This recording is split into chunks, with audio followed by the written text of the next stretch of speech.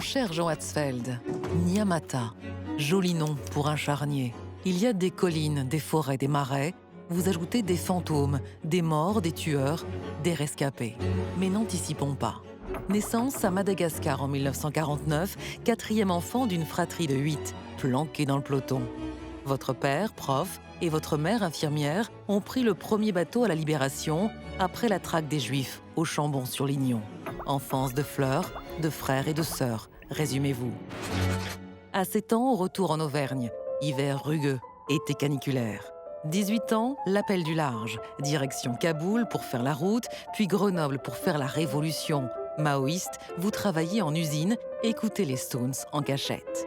Il est l'heure de monter à Paris, comme on dit, au sud de la Loire. Un ami vous adresse au journal Libération à peine créé. Vous proposez de lancer une rubrique sport, banco, plaisir du romanesque, des histoires. Libé a besoin de reporters tout-terrain. Vous aimez quand l'événement vous dépasse. Vous allez adorer la guerre. On s'attache à une guerre sans l'aimer pour autant. C'est-à-dire, je n'aime pas la guerre. Et j'allais dire qu'on a la chance de pouvoir en connaître une. On ne peut pas s'empêcher, on ne peut pas y résister. En 82, à Beyrouth, un obus tombe à vos pieds. Vous êtes couvert de terre. Je comprends que ça va être mon truc. Du Moyen-Orient à l'ex-Yougoslavie, d'un circuit moto à un stade olympique, vous attendez l'inattendu. En 1992, à Sarajevo, il se manifeste sous les dehors d'une rafale de Kalachnikov qui vous laisse la jambe en miettes. Ça m'a rendu gentil. C'est une autre guerre qui vous donne rendez-vous au Rwanda. J'avais déjà été journaliste de guerre à de nombreuses années. Et là, je touche l'extermination. Pour la comprendre, vous allez devoir quitter vos habits de journaliste, vos grilles de lecture, écouter l'indicible, prendre le temps. Cette histoire-là ne vous quittera pas. Vous le savez, mon cher Jean, il vous faudra retourner à Nyamata. Alors, écouter l'indicible, prendre le temps, c'est ce que vous faites sur l'histoire du génocide rwandais, du génocide des Tutsis depuis déjà de nombreuses années, avec plusieurs ouvrages au fil desquels vous avez écouté, confessé les victimes, les rescapés, leurs enfants, les bourreaux aussi. Et dans ce livre-là, là où tout se tait, vous donnez la parole aux justes, c'est-à-dire à ces Hutus qui ont sauvé quelques Tutsis, qui ont essayé de sauver quelques Tutsis. Là où tout se tait, ça vient d'un vers d'Apollinaire. Il s'agit de la contrée de la bonté. Voilà, là où tout nous allons explorer la bonté, contrée énorme où tout se tait. C'est pour ça que vous vouliez donner la parole aux justes. C'est une façon de donner la parole justement à la bonté dans cette horreur du génocide. Exactement. Je trouvais qu'il y a quelqu'un qui m'avait dit on a assisté à la lutte du mal contre le bien et le mal a gagné, sans fioriture. Et moi, j'ai trouvé que ce n'était pas bien de ne pas dire que le bien avait lutté quand même. Il avait perdu, mais il avait lutté quand même. Il y a eu quand même de la bonté, il y a eu de la gentillesse, il y a eu du courage. S'il a été très minime, ça ne concerne que quelques personnes. La moitié sont mortes immédiatement à cause de cela, mais elles avaient besoin de vivre. Et ce qui m'a beaucoup intrigué aussi et qui explique pourquoi j'ai mis aussi longtemps pour travailler sur ce sujet, c'est que ces personnes sont entourées de silence, de méfiance, elles gênent tout le monde. Elles ne sont pas du tout honorées, elles ne sont pas du tout glorifiées, elles ne sont pas du tout remerciées. C'est des gens qui gênent tout le monde. Elles sont dans les deux communautés, Hutu et Tutsi, elles sont rejetées. Et ça, c'est quelque chose d'extraordinaire, parce que le silence, ce n'est pas seulement le silence des rescapés, ce n'est pas seulement le silence des tueurs qu'on comprend bien, aussi, de ne pas vouloir avouer ce qu'il a fait, mais c'est aussi le silence des gens qui ont sauvé. Et ça, on se dit, mais c'est quand même extraordinaire, quoi. Il y a une histoire très très forte dans votre livre, c'est celle notamment d'Eustache et Edith. Alors lui est Hutu, elle est Tutsi, il va la cacher avec les enfants pendant tout le génocide. Est-ce que vous pouvez nous raconter en quelques mots leur histoire? Est-ce que c'est une exception dans ce génocide où on a tué son voisin, son professeur, son père? C'est une exception parce que moi, en 20 ans, j'ai trouvé que 10 personnes. Donc c'est quand même très peu. Et sur les 10, il y en a quand même 3 ou 4 qui sont mortes. Donc il n'y en a quand même pas beaucoup. Il faut savoir que ce n'est pas une histoire de tempérament ou quelque chose d'intellectuel. C'est l'explosivité de la violence du génocide était telle, On n'a jamais tué aussi vite, aussi efficacement dans l'histoire de l'humanité, à part les bombes atomiques d'Hiroshima. 800 000 morts en 3 mois, il faut le rappeler. 800 000 morts en 3 mois. Dans mon village de Nyamata, il y a 50 000 morts sur 59 000 personnes, et ça en 7 semaines. Donc ça n'a pas laissé le temps à des réseaux, à des connivences, à des gens qui peuvent hésiter, parce qu'on peut hésiter avant de risquer sa vie, à des gens qui s'organisent, etc. Ça n'a pas laissé le temps à ça. Ceux qui se sont opposés sont morts à peu près. Donc ça, pour revenir à Eustache et Édith, que j'aime beaucoup, c'est une très très belle histoire. Effectivement, c'est une histoire très très extraordinaire, parce que cet Eustache, qui est donc un postier Hutu, il va sauver non seulement son épouse, mais toute sa belle famille, et il va le faire au centre de Nyamata. Donc il va être entouré toute la journée de gens qui reviennent de tueries ou qu'on tué et qui passent devant ses fenêtres en criant « c'est bientôt ta femme », etc. Et il y a dans sa parcelle, quand même, c'est-à-dire dans son jardin, une fosse septique où on enterre tous les morts de la journée, en laissant même tomber souvent des vivants, parce qu'on a un peu... voilà, souvent, on laisse tomber les enfants vivants dans les fosses.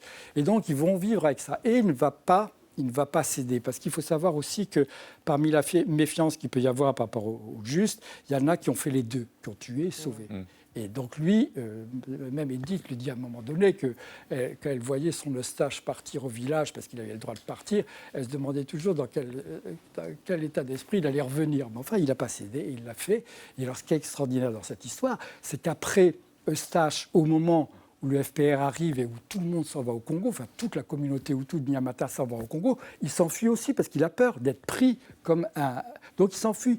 Et c'est sa femme qui va après traverser tout le pays sans un baluchon de rechange pour retrouver son Eustache et le ramener en le tirant par l'oreille pour le ramener à la maison. Ça, c'est extraordinaire. Alors, justement, à propos de ce génocide, il y a eu ces derniers jours un rapport, ce qui est le rapport Duclerc, qui pointe la responsabilité tout de même lourde et accablante, dit-il, de l'État français, du gouvernement français. Est-ce que pour vous, ce sont des choses qui peuvent arranger, est-ce qu'il faut aller aussi loin, justement, là-dedans, dans cette recherche, finalement, des responsables ? Moi, je pense qu'il faut aller beaucoup plus loin. Je trouve que ce rapport, quand on le lit, on s'aperçoit qu'en fait, ils ouvrent une porte plus qu'autre chose.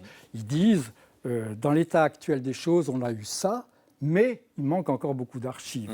Il manque les archives de l'état-major militaire mitterrandien. Il pointe clairement comme la responsabilité de François Mitterrand et de ses plus proches et de son chef d'état-major. Voilà. C'est ça qui est extraordinaire. Ça, c'est nouveau, ça. Il y a beaucoup de choses nouvelles. Il y a des choses extraordinaires, parce que quand même, les mots sont extrêmement durs. Quand on parle d'aveuglement permanent, un soutien raciste, c'est quand même des mots forts. Enfin, je veux dire, c'est un rapport de gens qui ont travaillé et qui nous disent entre les lignes que le travail n'est pas fini.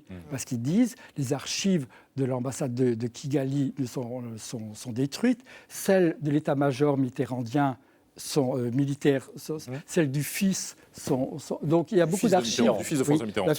Donc il y a encore beaucoup d'archives, il y a beaucoup de travail à faire qui peuvent poser la question de la complicité. C'est-à-dire que dans l'état actuel des choses, le rapport dit nous n'avons pas les éléments de preuve suffisantes d'une complicité, mais nous n'avons pas eu accès à toutes les archives. Alors, est-ce que d'autres historiens ou journalistes, parce que pour l'instant, c'est les journalistes qui sont les plus actifs, est-ce que d'autres journalistes vont arriver à percer ces archives ou aller voir du côté des archives rwandaises, qui existent aussi, et aller. Donc, je pense qu'on n'est on n'est qu'au début. C'est un premier pas important, effectivement, une complicité de génocide. Et il faut se souvenir que c'est évidemment cette accusation-là qui plane, que le rapport, à l'heure qu'il est, ne retient pas dans l'attente de l'ouverture d'autres archives. On va quitter le Rwanda un instant, Jean Hetzfeld, parce qu'on a une archive à vous montrer.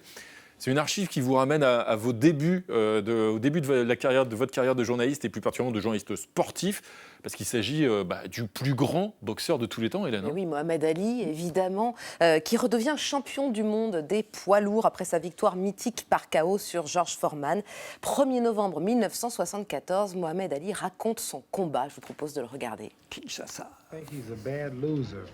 C'est un mauvais perdant. Because I beat him every round. Je l'ai battu à chaque round. I bruised his face, cut his face. Je lui ai squinté le visage et coupé son visage. He was so tired he couldn't stand up. Il était tellement fatigué qu'il ne pouvait pas rester debout. If he had made the count, I would have surely knocked him down again. S'il s'était relevé avant le compte, je l'aurais encore mis KO et descendu. Qui est le roi? Je suis le roi. Je suis le roi du monde. I'm the king of the world. I think you have everything now. You can retire. Vous avez tout. Vous pouvez vous retirer maintenant. I'm not free. Je ne suis pas libre. J'ai beaucoup à faire pour aider 4 millions de Noirs musulmans qui ne sont pas encore américains libres et qui n'ont pas réussi à avoir l'égalité, la sécurité et l'indépendance. Jean Hatzfeld, vous qui avez convaincu Serge July au milieu des années 70 qu'il fallait créer un service des sports au journal Libération, parce que le sport, dites-vous, c'est beaucoup de mythologie avec ses héros, avec ses trahisons. La boxe est même sans doute la pratique la plus littéraire, selon vous, avec les affrontements, la gloire, la déchéance. Mohamed Ali, si on vous suit bien, c'est l'exemple parfait. C'est l'exemple parfait et c'est un exemple unique. C'est un héros extraordinaire. J'ai eu la chance de le connaître. Mais bien après sa carrière, et je l'ai vu dans un jardin comme ça, c'était dans le Nevada, à Las Vegas, avant un combat d'un autre. Il est arrivé, il avait un costume blanc, il avait déjà la maladie de Parkinson un peu, donc il était très ralenti. Je me suis approché, j'ai dit, je peux vous serrer la main? Il m'a dit, bien sûr. Et je ne me suis pas lavé la main pendant 2 jours.